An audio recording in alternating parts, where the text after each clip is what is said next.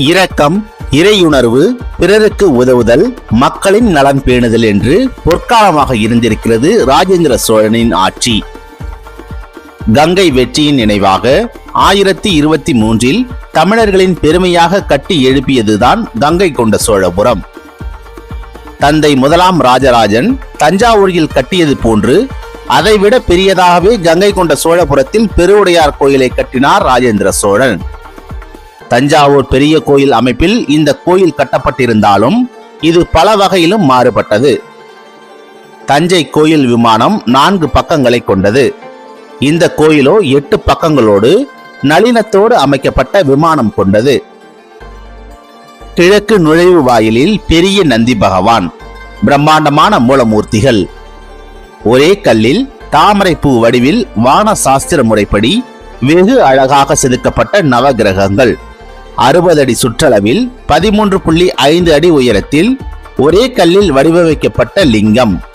தஞ்சை பெரிய கோயிலில் லிங்கம் அமைந்தது போன்றே இங்கும் கோபுரம் எழுப்பப்பட்டதாக வரலாறு. இது தமிழ்நாட்டிலேயே மிகப்பெரிய சிவலிங்கம். லிங்கத்தின் அடியில் சந்திர காந்தக்கல் வைக்கப்பட்டுள்ளது. இதனால் வெயில் காலத்தில் குளிர்ச்சியையும் குளிர்காலத்தில் வெப்பத்தையும் தருகிறது. இங்குள்ள பெரிய அளவிலான நந்தி சுண்ணாம்பு கல்லில் வடிக்கப்பட்டு தரையில் அமர்ந்துள்ளது. சூரியன் உதயமானதிலிருந்து மறையும் வரை நந்தியின் நெற்றியில் பட்டு பிரதிபலிக்கும் சூரிய ஒளிக்கீற்று கருவறையில் உள்ள லிங்கத்தின் மீது விழும் காட்சி வேறு எங்கும் காண முடியாத அற்புத காட்சியாகும். 160 அடி உயரம் கொண்ட கோபுரத்தின் மீதுள்ள கலசத்தின் நிழல் தஞ்சையை போல் இங்கும் விழுவதில்லை. கோயில் கும்பாபிஷேகத்துக்கு கங்கையிலிருந்து புனித நீர் எடுத்து வரப்பட்டு கோபுர கலசத்துக்கு ஊற்றப்பட்டது.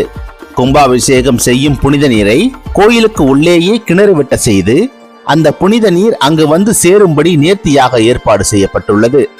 கிணற்றுக்கு அருகில் சிங்கமுக வடிவம் அமைத்து தரிசனம் செய்ய வரும் பொழுதெல்லாம் அதன் வாய் வழியாக உள்ளே சென்று இந்த புனித நீரை எடுத்து தலையில் தெளிக்கும் வகையில் உள்ளது.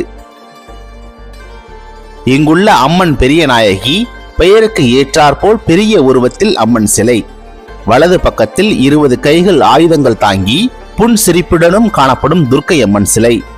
கோயிலின் 1 மீட்டர் தொலைவில் எழுத்தாணியுடன் விநாயகர் சிலை, தென்கிழக்கு மூலையில் முப்பரிமாண நடராஜர் சிலை என இப்படி பல்வேறு சிறப்புகளை கொண்டது. சோழர் கால கட்டடக்கலைக்கு மிக சிறந்த எடுத்துக்காட்டாக இன்றளவும் விளங்கி வரும் கங்கை கொண்ட சோழபுரம் கோயில் உலக பாரம்பரிய சின்னமாக யுனெஸ்கோவால் அறிவிக்கப்பட்டு பராமரிக்கப்பட்டு வருகிறது. கோயில் கட்டப்பட்டு 1000 ஆண்டுகள் ஆகியுள்ள நிலையில் கம்பீரமாக நின்று தமிழர்களின் கட்டடக்கலையையும் சோழ சாம்ராஜ்யத்தையும் உலகிற்கு பறைசாற்றுகிறது.